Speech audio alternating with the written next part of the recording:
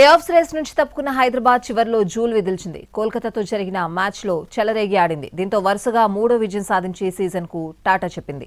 IPL 2025 సీజన్ను sun Risers Hyderabad భారీ విజయంతో ముగించింది. Kolkata night రైడర్స్తో జరిగిన తమ ఆఖరి మ్యాచ్లో అంతకు మించిన దూకుడు ప్రదర్శించి వరుసగా 3వ విజయంతో ఈ సీజన్కు టాటా చెప్పింది. ఢిల్లీ వేదికగా జరిగిన మ్యాచ్లో కేకేఆర్పై హైదరాబాద్ 110 పరుగుల తేడాతో సూపర్ విక్టరీ సాధించింది.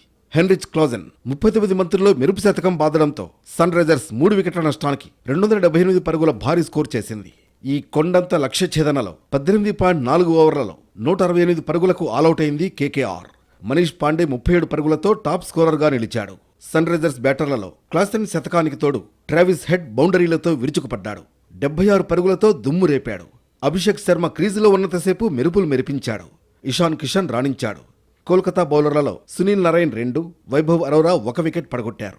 ఈ విజయంతో సన్ రైజర్స్ 6వ స్థానానికి రాగా కోల్కతా 8వ స్థానానికి పడిపోయింది.